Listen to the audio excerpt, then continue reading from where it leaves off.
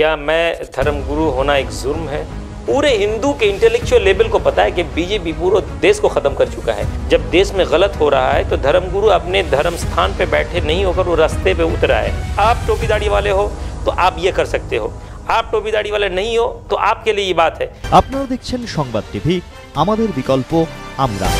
नमस्कार, संवाद टीवी की ओर से अब तक मैं अपने तमाम दर्शकों को ये जानकारी देना चाहता हूं कि अब तक संवाद टीवी ने जिन लोगों को भी अपनी तरह तरह की घटनाओं से अवगत कराया है, एक जनता की मांग को देखते हुए या स्थानीय ज़रूरतों को देखते हुए हम लोगों ने आज से एक नई शुरुआत की है, जिसके तहत विशेष तौर पर हिंदी में यहाँ के कुछ चुनिंदा लोगों के विचार जानने की कोशिश करेंगे। उम्मीद है दर्शकों को यह प्रयोग सफल नजर आएगा। फिलहाल आज की इस शुरुआत में हम ऑल इंडिया माइनॉरिटी एसोसिएशन या अथवा AIMA के महासचिव पीरजादा सैयद रूहुल अमीन का स्वागत करेंगे। नमस्कार। आप तो धर्मगुरु हैं, लोग कहते हैं कि आप काफ़ी धार्मिक संस्थानों से जुड़े हैं, माइनॉरिटी एसोसिएशन से जुड़े हुए हैं। ऐसे में एक धर्मगुरु का किसी राजनीतिक मुद्दे पर सरकार को घेरना, खास करके अभी आपने जो कृषि बिल पर सरकार को घेरने की कोशिश की है या इस पर जो विरोध करना शुरू किया है, ये कहाँ शोभा देता है एक धर्मगुरु को? पहले ये मुझे बताना ज़रूरी है आपके लिए कि आप क्या सोचते हैं मेरे लिए। क्या मैं धर्मगुरु होना एक जुर्म है? धर्मगुरु होने के नाते में क्या हमारा वोटाधिकार ख़त्म हो चुका है, या हमारे हुकूक इंडियन कॉन्स्टिट्यूशन में ऐसे कहीं कोई जगह पे ये लिखा हुआ है कि अगर आप धर्मगुरु हो या भी कोई पर्टिकुलर कोई काम से अगर आप अटैच रहते हो तो फिर ये काम आप नहीं कर सकते? एज ए इंडियन सिटीजन मैं ये हक़ रखता हूँ, किसी भी सरकार, किसी भी संगठन के ख़िलाफ़ मुझे बोलने का ये हक़ है अगर मुझे लगता है कि ये गलत है।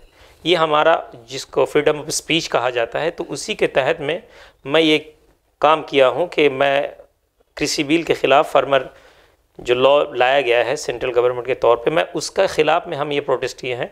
ना तो कोई धर्मगुरु, कोई सरकार को लेकर कोई पॉलिटिकल इशू ये था। आज जो कृषि, जहाँ पूरे हिंदुस्तान में जिस जगह पे कृषि बिल के ख़िलाफ़, फार्मर बिल के ख़िलाफ़ लड़ाई जा रहा है, कोई पॉलिटिकल दल वहाँ पे है नहीं। तो ये एक इंडियन का, एक भारतीय होने के नाते हर वो किसान का जो जिम्मेदारी है, हर वो इंडियन नागरिक का जो जिम्मेदारी है, उसी जिम्मेदारी के तहत पे हम ये काम किए हैं, ना तो कोई रिलीजियस व्यू से काम किए हैं। नहीं, जनता के बीच ये संकेत तो जाएगा कि चूंकि आप एक धर्मगुरु हैं, आपको धार्मिक संदेश देना चाहिए, जनता को धर्म की राह पे लाने की कोशिश करनी चाहिए। वैसे में अचानक एक पॉलिटिकल मुद्दे को छेड़ देना या उस पर जाहिर है कि आप किसी भी सरकारी कदम का विरोध करने के उतरते हैं तो आप भी एक कंटेंशस मुद्दे को टच कर रहे हैं। और धर्मगुरु का, खास करके जो लोग धर्म से जुड़े हुए लोग हैं, आप तो समाज को एक नई दिशा देते हो। तो लगता है आपको कि इस कृषि बिल के जरिए भी आप समाज को दिशा देने जा रहे हैं? देखिए, बिल्कुल ये सही है। ये हम लोगों को समझना हमारे लिए बहुत ज़रूरी है, क्योंकि आज तक जो इंडियन पॉलिटिक्स में हुआ है, ये एक सोच है, आपके दिमाग में जो सोच बैठा हुआ है, जिसके तहत आप ये सवाल कर रहे हैं, ये सोच को बैठा दिया गया है। वजह यह है कि हम क्यों ये सवाल को इस तरह से नहीं देख सकते कि देखो, आज जब देश में गलत हो रहा है तो धर्मगुरु अपने धर्म स्थान पे बैठे नहीं होकर वो रास्ते पे उतर आए हैं। ये भी तो एक पॉजिटिव साइड है ना। ये एक पॉजिटिवली क्यों हम नहीं ले सकते? क्योंकि हमारे जहन पे डाल दिया गया है कि अगर आप धर्मगुरु हो तो आप मंदिर पे, मस्जिद में बैठे रहो, अगर आप डॉक्टर हो तो आप अपने चेंबर पे बैठे रहो। देश में अगर कोई जिम्मेदारी है, आप जिसको पॉलिटिकली चुनते हो वही सिर्फ जिम्मेदारी लेंगे। तो ये सोच गलत है। हम ये सोच के ख़िलाफ़ हैं। हम ये समझते हैं कि धर्मगुरु, हम अपने लोगों के इसी तरह से धर्म लोगों को शांति के लिए बुलाता है। तो ये एक शांतिपूर्ण प्रोटेस्ट हमारे पूरे हिंदुस्तान में चल रहा है, जहाँ जहाँ हमारे ऑर्गेनाइजेशन है। इसके साथ धर्म को अलग तरह से जोड़ना बंद कर दें, ताकि हम लोगों के हिंदुस्तान को अच्छी हिंदुस्तान बनाने में मदद मिले। नहीं, एक आम धारणा यह है कि जो सेक्युलर वादी जो लोग हैं, एक तरफ आप देख रहे हैं दुनिया, इंडियन पॉलिटिक्स लगातार दो भागों में बंट रही है। एक कम्युनल, एक सेकुलर की बात हो रही है। तो जहाँ सेकुलर की बात होती है वहाँ लोग ये कहते हैं कि धर्म से जुड़े लोग, राजनीति में धर्म की कोई जगह नहीं होनी चाहिए, ऐसा लोग कहा करते हैं। तरह तरह से लोग इसको परिभाषित आप एक दो मिसाल दे दें कि कौन कहते हैं, मतलब ऐसा बात किनका कहना है? नहीं, ऐसे तमाम लोग कह रहे हैं कि जो राजनीति में तमाम लोगों कौन है, कौन मैं वो जानना चाहता हूँ। कई दलों की ओर से ये कही जा रही है कि धर्म को राजनीति से नहीं जोड़ा जाए, ऐसा कहा जाता है, क्योंकि धर्म से राजनीति से, जैसे बीजेपी के बारे में ये बात चलती है कि वो धर्म को राजनीति से जोड़ रही है, तो धर्म को अगर राजनीति से जोड़ा जाएगा तो फिर धर्मनिरपेक्षता कैसे रहेगी? तो ये तो ऊना तो हर पॉलिटिकल दल करता है। क्या कांग्रेस कभी ये धर्म के साथ खुद को जोड़ा नहीं? कांग्रेस हर जगह पे, वो हर रिलीजियस प्लेस में कांग्रेस के लीडर जाते रहते हैं। हर हिंदुस्तान के अगर पॉलिटिक्स को समझ लें, जो सीपीएम या कम्युनिस्ट जो खुद को कहते हैं, वहाँ के लीडर को भी हम देखते हैं वो मंदिर पे जाके घंटा लगाते हैं, मस्जिद पे जाके टोपी लेके बैठते हैं।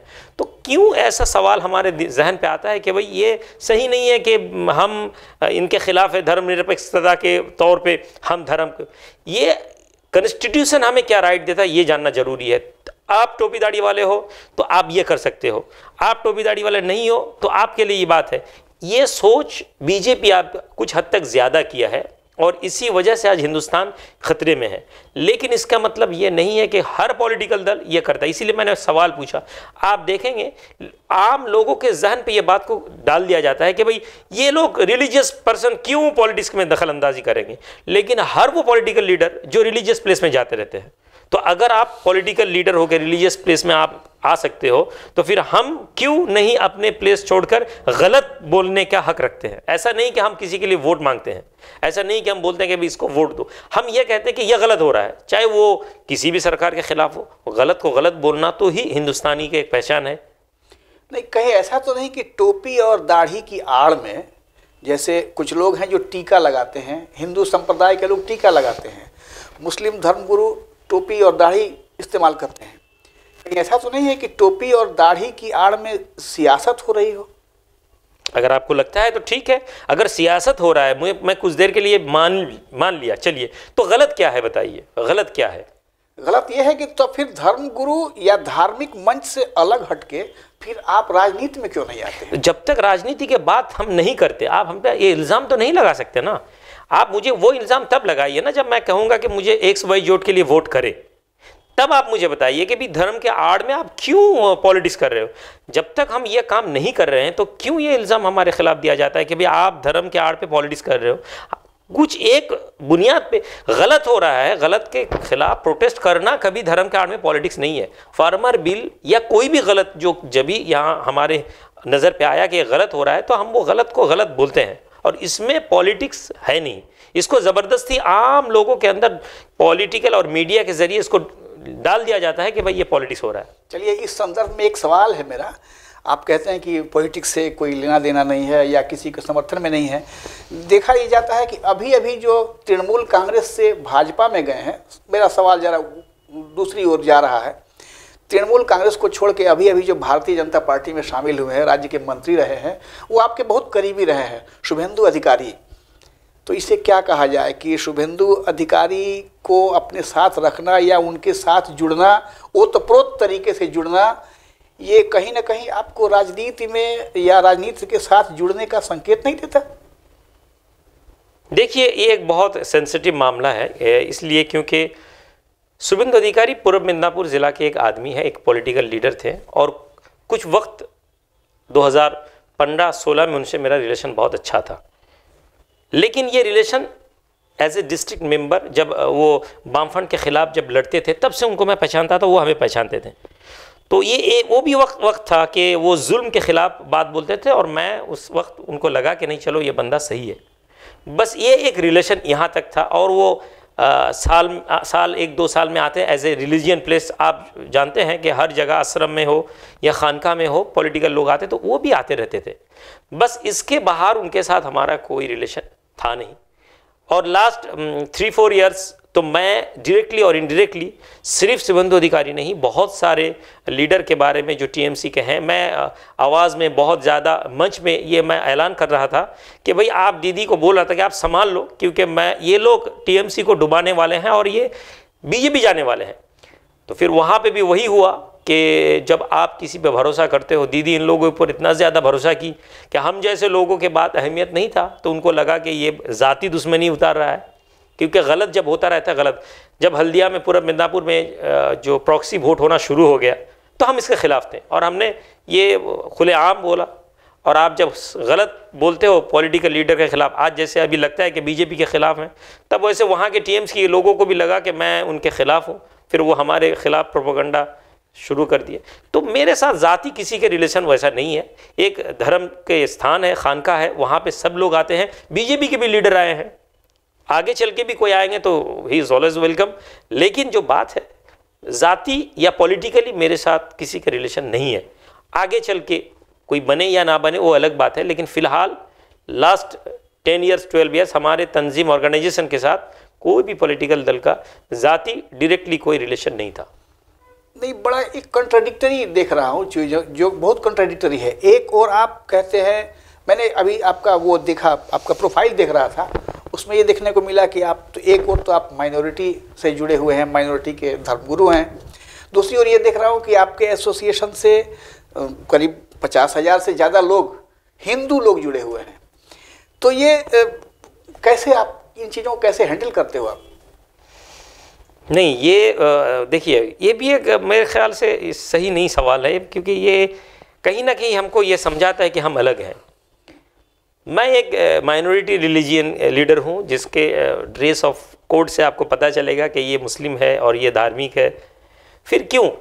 लेकिन इससे बाहर हमारे जो खानका है वो आज नहीं है। मुस्लिम सूफिज़म बेस जो खानका हिंदुस्तान में है, ये पूरे हिंदुस्तान की खूबसूरती है। आप जानते हैं जैसे बुद्धिस्ट, हिंदुज़म, इस्लामिज़म, हर जगह में बहुत सारे थिंक काम करते हैं। हिंदू के अंदर भी बहुत सारे वे ऑफ रिलीजन के लोग मानने वाले हैं।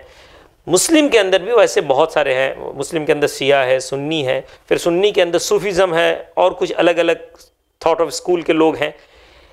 लेकिन सूफीज़म जो है ये हिंदू मुस्लिम इस तरह से कभी नहीं देखता। हमारे खानका में आप सोचते हैं 50,000 लोग जुड़ने का वजह अगर आप देखेंगे, हफ्ते में 2 दिन सिर्फ हिंदू लोगों के लिए ही मीट करने के लिए जगह बना दिया गया है। शनिवार और मंगलवार जो है वो हिंदू लोग वहाँ पे आते हैं, सिर्फ उनके लिए। तो ये जगह पे अगर आप आते हैं और देखते हैं तो आपको फिर समझ में आएगा। 50,000 कम है, मेरे ख्याल से 4 लाख अभी हमारे जो रजिस्टर्ड मेंबर हैं उनमें और भी 1-2 लाख होना चाहिए था। ये हमारे नाकामयाबी है कि हिंदू भाई को मैं समझा नहीं पाया कि ये ऑर्गेनाइजेशन में जुड़ना है। नहीं, इसके लिए तो तमाम लोग शुक्रगुजार होंगे आपके कि आप पूरी कम्युनिटी को लेकर चल रहे हैं। लेकिन एक चीज़ देखी जा रही है, पश्चिम बंगाल में खास करके चुनाव, अभी विधानसभा चुनाव होने हैं, चुनाव के पहले ये देखा जा रहा है कि एक सामाजिक विभाजन की बात हो रही है। हिंदू अलग, मुसलमान अलग, इस तरह से माइनॉरिटी मेजॉरिटी को CAA, NRC, इन तमाम मुद्दों को उछाला जा रहा है और ये कहा जा रहा है कि धार्मिक पोलराइजेशन की ओर बंगाल जा रहा है। इसमें क्या लगता है आपको कि यह सचमुच पोलराइज हो रहा है? देखिए, अब तो वही आपने घुमा फिरा के बीजेपी के खिलाफ बोलने मुझे मजबूर कर दिया, और आप बोलेंगे कि आप धर्म गुरु है, बीजेपी के खिलाफ क्यों बोल रहे हो? देखिए, ये जो पोलराइजेशन वाला जो चीज़ है ना, ये बीजेपी शुरू किया बंगाल के ज़मीन पे। अभी तो ये बाहर आ रहा है, उभर के आ रहा है, लेकिन ये हिंदुस्तान में श्यामाप्रसाद मुखोपाध्याय जो यहाँ के हिंदुत्ववादी संगठन के जो लीडर थे, ये उनका सोच के कह रहे हैं, गोलवरकर, इन लोगों का, सावरकर की जो सोच है, ये वो सोच है जो आप हमें दिख रहा है कि भाई ये हिंदू है, ये मुसलमान। और हिंदुस्तान की खूबसूरती ये थी कि हम हिंदुस्तान हैं, इस मिट्टी में हर लोग आ गया और ये मिट्टी ने हर लोगों को अपनाया। ये बात हमें समझना बहुत ज़रूरी है, जो कि हम भूल चुके हैं। आप हिंदू हो, आप मुस्लिम हो, चाहे कुछ भी हो, लेकिन ये हक़ को आपको जानना चाहिए कि हिंदुस्तान के ज़मीन पे आज जो ब्राह्मण है वो भी हिंदुस्तानी नहीं है, वो आर्य समाज, वो भी बाहर के लोग हैं। आज जो गुजरात के रहने वाले गुजराती हैं, ये भी हिंदुस्तान के नहीं है, ज़्यादातर ये पर्शियन थे, वहाँ से निकल के आए हैं। आज जो यहाँ के बंगाल के लोग, जो बांग्लादेश से जो हिंदू लोग आए हैं, आज ये भी बाहर के लोग हैं। लेकिन हम ये भूल के आज बीजेपी जो चाह रहा है कि हिंदू और मुस्लिम वोट को तोड़कर पावर में, ये पावर या सत्ता में आने का एक खेल है। लेकिन जो ज़रूरी हमारे लिए समझना है, बंगाल के ज़मीन पे ये होना बहुत मुश्किल है। क्योंकि देखिए, हिंदुस्तान जब पूरे हिंदुस्तान में जो ये डिवाइडेड एंड रूल जो पॉलिसी ब्रिटिश गवर्नमेंट के था, वो कामयाब पूरे हिंदुस्तान पे हो चुका था। एक केरल पे हो नहीं पाया, सेकंड बंगाल पे नहीं हुआ। रविंद्रनाथ टैगोर जो है हमारे कवि गुरु, उनके साथ पूरे हिंदू और मुस्लिम कम्युनिटी बाहर निकला, राखी बंधन किया, और ये हम साबित कर दिए हैं कि कुछ देर तक हम डाइवर्ट हो सकते हैं, कुछ देर तक हमारे अंदर तनाव पैदा हो सकता है, लेकिन हिंदू और मुसलमान यहाँ दंगाई नहीं बनेगा। अगर कोई बाहर के लोग या अगर कोई पॉलिटिकली बाहर से कोई फोर्स को लाके यहाँ पे दंगा किया जाए, वो बात अलग है, वरना कभी बंगाल के लोग पोलराइजेशन नहीं होंगे और यहाँ के वोट धर्म के बेसिक में नहीं होगा। मतलब ये आप मानते हैं कि ऐसा कोई पोलराइजेशन यहाँ नहीं होने वाला? काम कर रहा है बीजेपी, इस पे काम कर रहा है बीजेपी, जी जान लगा के काम कर रहा है। आप देखिए एक बोर्ड है और बड़े बड़े मिनिस्टर को बंगाल पे लगा दिया गया ऑब्जर्वर के, एक एक जिला के एक एक, क्यों? और वो कौन क्या? देखिए मैं ये नहीं कहना चाहता, लेकिन ये समझना है पूरे हिंदुस्तान बंगाल के लोगों को। आप चाहे बीजेपी को वोट डालो, लेकिन क्या बीजेपी में एक लीडर ऐसा नहीं है जो यहाँ के बंगाल को कंट्रोल करे? हर जिला पे एक ऑब्जर्वर बैठाया गया, बाहर के लोगों को, नॉन बंगाली को बैठाया गया। तो क्यों ये है? क्योंकि उनको ये पता है कि बंगाली लोगों की जो सोच है ये दंगाई सोच नहीं है, इसलिए इनके सर पे, हर लीडर के सर पे एक एक ऑब्जर्वर बिठा दिया गया जो बंगाल के बाहर आए हैं। तो इससे साबित हो रहा है कि बीजेपी को ये पता है कि बंगाल में ये काम बहुत मुश्किल है।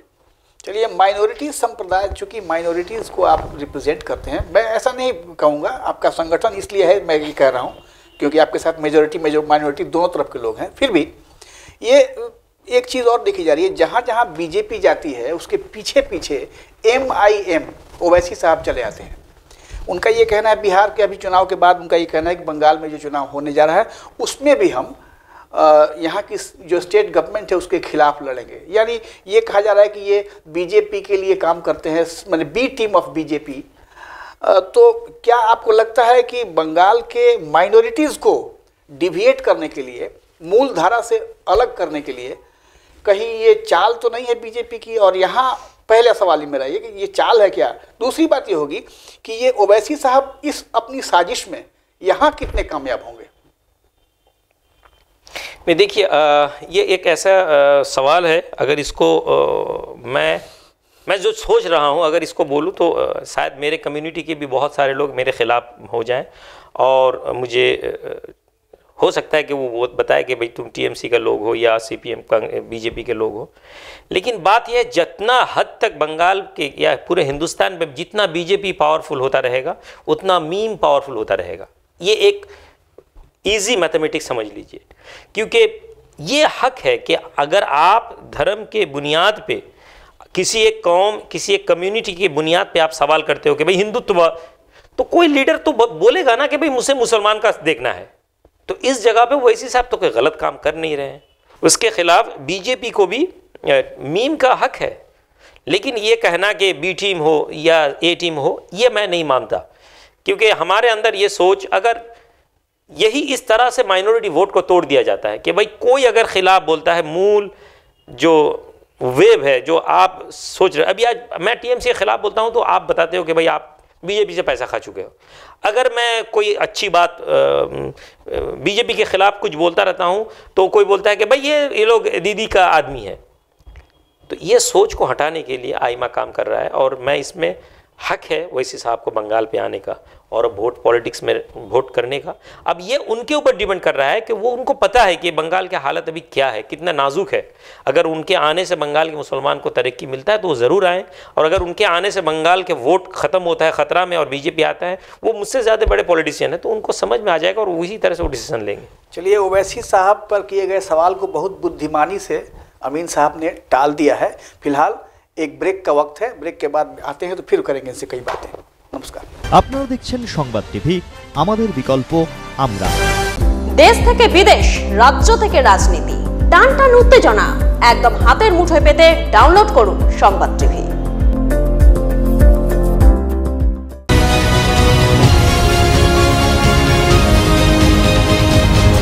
আপনারা দেখছেন সংবাদ টিভি, আমাদের বিকল্প আমরা।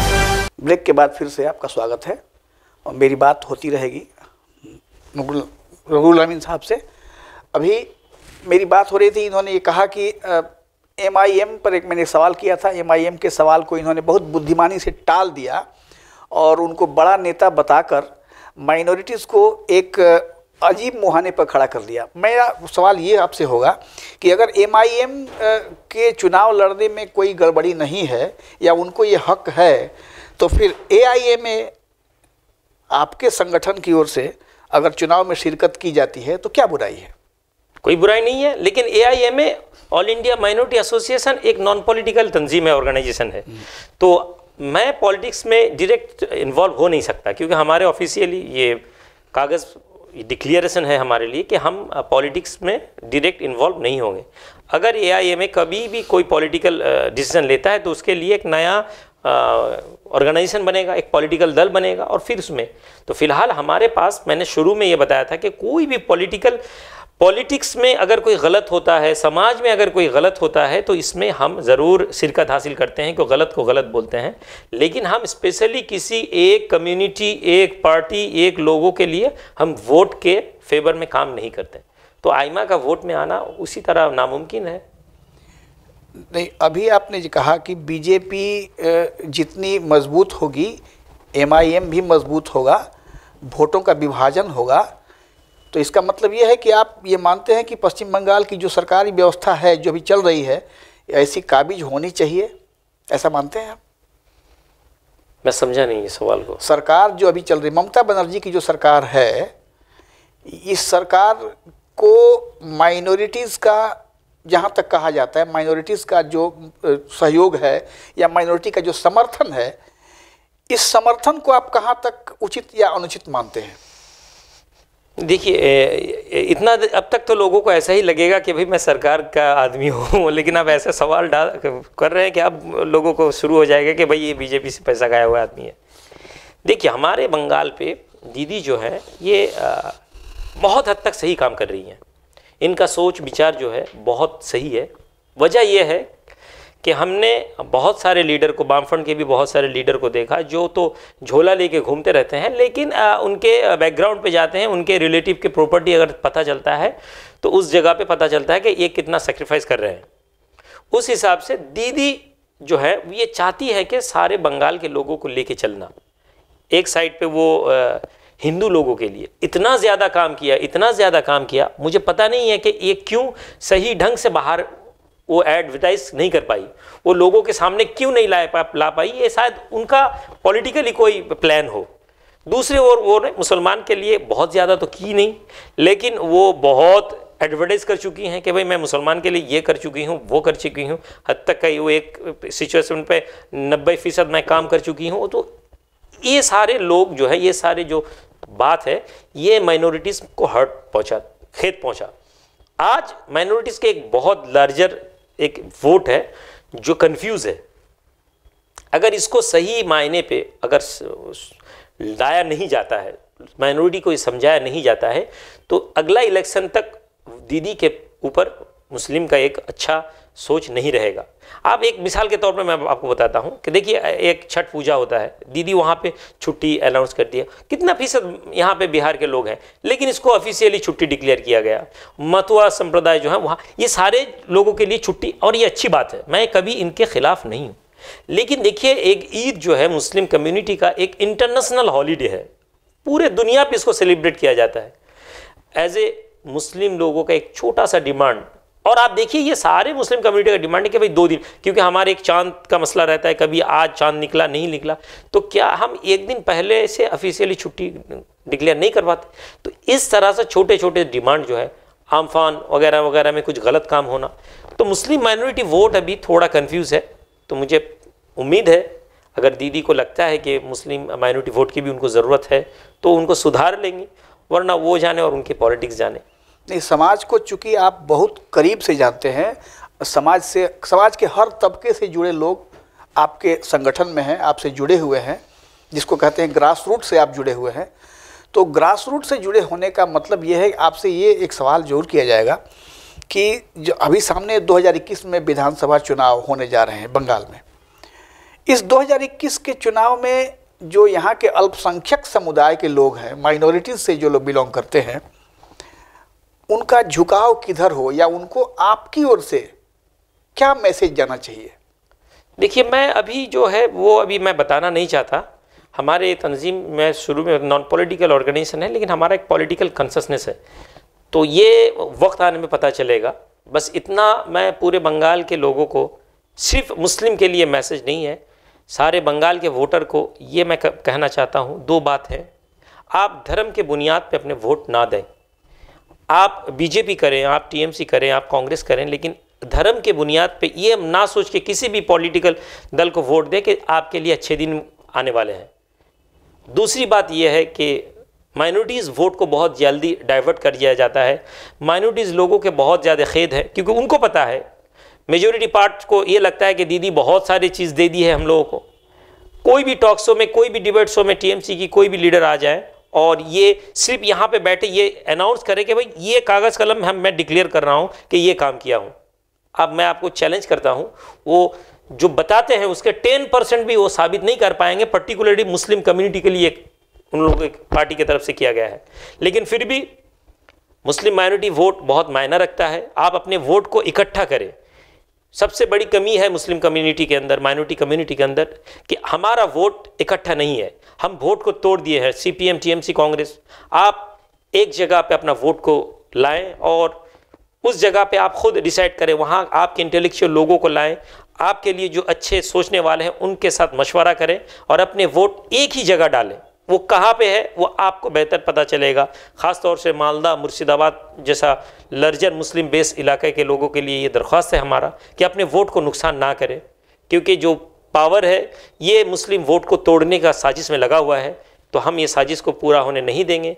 बंगाल के ज़मीन को सांप्रदायिकता के अंदर नहीं लाने वाले हैं हम बंगाल वही बंगाल में रहेंगे जो बंगाल हमारे लिए 100 साल पुराना नहीं, 1000 साल बंगाल की जो कल्चर है इसी कल्चर पे चलता रहा है। आगे 1000 साल तक इंशाअल्लाह बंगाल का कल्चर, बंगाली कल्चर चलता रहेगा। मेरे सवाल को बहुत बुद्धिमानी से आपने फिर टाल दिया। मैंने जो कहा कि एक मैसेज देना चाहिए, आपने उसको एक बड़े एक मजे हुए राजनीतिज्ञ की तरह सवाल को टाल जरूर दिया। लेकिन मेरा सवाल फिर आपसे वही होगा कि अगर आप मैसेज नहीं दे रहे हैं किसी को, चलिए किसी संप्रदाय को मैसेज नहीं दे रहे हैं, तो इतना कम से कम बता दीजिए कि ये धर्म गुरु जो हैं वो हिंदू के हों, मुसलमान के हों, ये जो चुनाव में शिरकत कर रहे हैं, चुनाव जो लड़ रहे हैं, इससे कम्युनिटी जो है, माइनॉरिटीज़ जो हैं, कम्युनिटीज़ कहीं दिशा भ्रम तो नहीं हो रहा है इन लोगों का? देखिए, कुछ हद तक तो होगा। अगर मैं कल खड़ा हो जाऊं और मैं वोट के लिए अपील करता रहूं तो जाहिर है मैं जीतूं या हारूं ये बात तो अलग है, कुछ तो वोट ज़रूर डाइवर्ट हो जाएगा। लेकिन अगर मैं अपने कम्युनिटी के लिए, अपने कौम के लिए ये मेरा मांगना, डिमांड सही हो तो मैं ज़रूर कहूँगा, अगर हम इकट्ठा अपने लीडर को एक जगह मानते हैं, ऐसा नहीं कि एक गाँव पे 10 आदमी मुझे मानता है, 20 आदमी दूसरे किसी को 30 आदमी, इस तरह से वोट डाइवर्ट अगर नहीं हो, इकट्ठा होके किसी भी रिलीजियस लीडर को अगर वोट देने का तय कर लेता है तो मैं उस पर भी मेरा राज़ी है, कोई मुश्किल नहीं है। लेकिन वोट इकट्ठा होना चाहिए, ये अपील हमारा रहेगा। सामाजिक मुद्दे से अलग, इस धार्मिक मुद्दे से अलग एक सामाजिक बात की ओर हम बढ़ें कि पूरे दुनिया में अभी कोरोना क्राइसिस चल रहा है। कोरोना की वजह से लोग त्राही कर रहे हैं पूरे वर्ल्ड वाइड। फिर से इंग्लैंड में शुरू हो गया दोबारा। हिंदुस्तान या खास करके पश्चिम बंगाल में जो स्थिति अभी देख रहे हैं आप, इसमें चलते चलते मैं ये सवाल करूंगा आपसे कि पश्चिम बंगाल सरकार, जहां एक तरफ दुनिया, पूरे इंडिया में, बॉम्बे में जिस तरह की महामारी फैली, दिल्ली में महामारी फैली, वहां ममता बनर्जी ने पश्चिम बंगाल को कुछ हद तक ऐसे कंट्रोल किया कि ये आप कह सकते हैं कि देश के दूसरे राज्यों की तुलना में हमारी स्थिति बेहतर रही। आप ये मानते हैं कि कहीं ना कहीं ममता बनर्जी एक कुशल प्रशासक हैं? बिल्कुल है, वरना मुसलमान के लिए ज़्यादा कुछ काम करते ना हुए भी मुसलमान का वोट उनके साथ है। तो अगर अच्छे पॉलिटिशियन नहीं होंगे, कुशल राजनीतिविद नहीं होंगी, तो ये तो उनके लिए मुमकिन नहीं था। तो मैं शुरू से मानता रहता हूँ कि वो ये बड़ा कंट्रोवर्शियल है। लेकिन अभी आपने आप ममता को बेकार भी बता रहे हैं, ये कह रहे हैं उन्होंने कुछ नहीं किया, फिर कह रहे हैं कि अच्छी प्रशासक भी हैं। ये दो तरफा नीति क्यों आपकी? नहीं, दो तरफा नहीं है ना, बात तो हकीकत है। देखिए, एक मैं ये एग्जाम्पल तो सही नहीं है लेकिन मैं बताता हूं, अगर कोई किसी के जेब कतरा अगर जेब, देखिए बीजेपी जो कर रहा है, आप बीजेपी से भी अगर मिसाल ले, समझे बात को, पूरे हिंदू के इंटेलेक्चुअल लेवल को पता है कि बीजेपी पूरे देश को खत्म कर चुका है, लेकिन आम हिंदू लोगों को यह लगता है कि बीजेपी हमारे लिए सही है। तो ये मोदी सरकार का एक अच्छाई बता सकते हैं कि पावर बता सकते हैं, इंटेलेक्चुअल लेवल उनके इतना हाई है कि लोगों को, पूरे देश के लोगों को लूट रहे हैं, लेकिन लोग बोल रहे हैं कि मोदी है तो मुमकिन है। तो यही पॉलिटिक एक अच्छे प्रशासक बताए, ये उनके एक कैली है, वो अच्छी बात है कि वो कुछ ना करते हुए भी माइनॉरिटी वोट उनके साथ है, लेकिन इसका मतलब ये नहीं कि अच्छे प्रशासक नहीं है। आप बता रहे कि आप रिलीजियन लोग लीडर है, फिर बता रहे कि अच्छे पॉलिटिशियन जैसे आप बात कर चुके हैं, तो आप भी ना वही दोहरा बात बताए हैं। जनाब, आपसे एक सवाल इस मामले में करूंगा। अभी आपने मोदी की भी बात की, बीजेपी की बात की, ममता बनर्जी की भी बात की। आपका दोनों और यही मानना है, बीजेपी की तो आप जम के बुराई कर रहे हैं, ममता बनर्जी के खिलाफ भी आप जम के बोल रहे हैं, तो लेकिन ये कह रहे हैं कि हाँ, ममता बनर्जी तुलनात्मक रूप से उनसे बेहतर हैं। अब मैं आपसे ये खुल के जानना चाहूँगा कि मोदी की सरकार और ममता की सरकार दोनों में अंतर क्या है और कौन आम लोगों के लिए ज़्यादा बेहतर है? देखिए, अब तक जो लगा मुझे कि ये सवाल सबसे कड़वा सवाल और मतलब मुश्किल जवाब है, क्योंकि इस तरह से कंपेयर करना बहुत मुश्किल है। आप मुझे तेल दे दिया और पानी दे दिए, बोल रहे कि इसको मिक्स करके दिखाओ। देखिए, मोदी जी जो हैं हमारे प्रधानमंत्री हैं, इतना ज़्यादा झूठ बोलते हैं, और ये झूठ बोलने के बावजूद भी हर लोग को ये सच लगता है, ये इनका एक करिश्मा है। तो इसमें वो तो बहुत माहिर हो चुके हैं।